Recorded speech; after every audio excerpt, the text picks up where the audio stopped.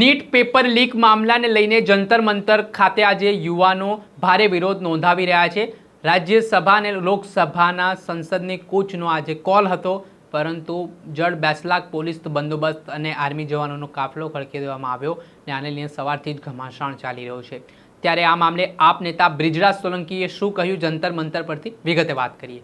વૈષ્ણવજન તો તેને કહીએ જે પીડ પરાઈ જાનાને રે। દર્શક મિત્રો, નવજીવન ન્યૂઝમાં આપનું સ્વાગત છે। હું છું ફૈઝાન। નીટ પેપર લીક કૌભાંડનો મામલો સમગ્ર ગુજરાત સહિત દેશભરમાં ચર્ચાનું કેન્દ્ર બન્યો। તેના ઘેરા પ્રત્યાઘાત પડ્યા અને આ ઘટનામાં 22 જેટલા યુવાનોએ જીવ પણ ગુમાવ્યા। આ ઘટનાના સંદર્ભમાં કોકરોચ જનતા પાર્ટી દ્વારા જંતર મંતર પર છેલ્લા 20 દિવસથી પ્રોટેસ્ટ કરવામાં આવી રહ્યો છે। સરકાર સામે નારાજગી દર્શાવવામાં આવી રહી છે। શિક્ષણ મંત્રીનું રાજીનામું પણ માંગવામાં આવી રહ્યું છે અને પરિસ્થિતિ છે તે વિકટ બનતી પણ દેખાઈ રહી છે। ત્યારે આજે જંતર મંતર ખાતે સવારથી જ ઘમાસાણ સર્જાયું છે। પોલીસ અને યુવાનો આમને સામને જોવા મળી રહ્યા છે। ત્યારે આ પરિસ્થિતિ વચ્ચે આમ આદમી પાર્ટીના નેતા બ્રિજરાજ સોલંકી પણ જે સમર્થન કરી રહેલા આંદોલનકારીઓ છે, જે વિરોધ કરનાર લોકો છે, તેમના સમર્થન આપવા માટે પહોંચ્યા ને શું કહ્યું તેમણે દિલ્હીથી તે સાંભળો। જય જવાન, જય કિસાન દોસ્તો, જય યુવાન।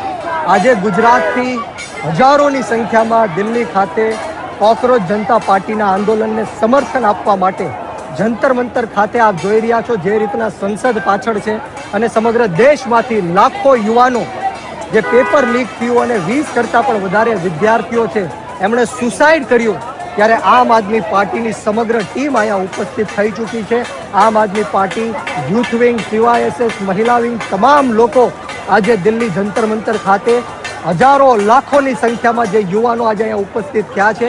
તમે જે રીતના જોઈ શકો છો કે અહીંયા હજારોની સંખ્યામાં પોલીસ પણ તૈનાત થઈ ગઈ છે અને જે રીતના લાઠીચાર્જ કરવામાં આવે છે, જે રીતના અન્યાય અને અત્યાચાર કરવામાં આવે છે, આ યુવાનોની માત્ર એક જ માંગ છે કે આજે દેશના શિક્ષા મંત્રી છે ધર્મેન્દ્ર પ્રધાન, એમનું રાજીનામું લ્યો, એમને પદ ઉપરથી હટાવો।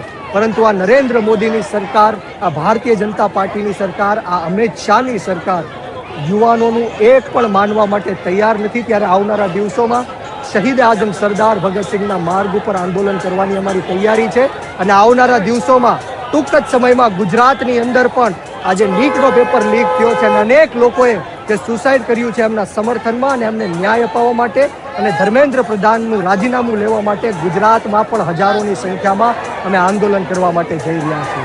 જય જવાન, જય કિસાન, ભારત માતા કી જય। જે આપણે સાંભળ્યા, દિલ્હીથી આમ આદમી પાર્ટીના નેતા જંતર મંતરથી હાલ નિવેદન આપતા જોવા મળ્યા છે અને જે યુવાનોના ભવિષ્ય સાથે છેડા થવાની ઘટનાઓ સામે આવી રહી છે, જે રીતે સરકાર દ્વારા યુવાનોના જે ભવિષ્ય સાથે શિક્ષણમાં છેડા કરવાના કામ થતા હોય તેવા આક્ષેપો સાથે તેમણે પોતાનો વિરોધ નોંધાવ્યો। દર્શક મિત્રો, આવા જ વિડીયો જોવા માટે તમારી નવજીવન ન્યૂઝ જોતા રહો, લાઇક કરો અને વધુમાં વધુ શેર કરો।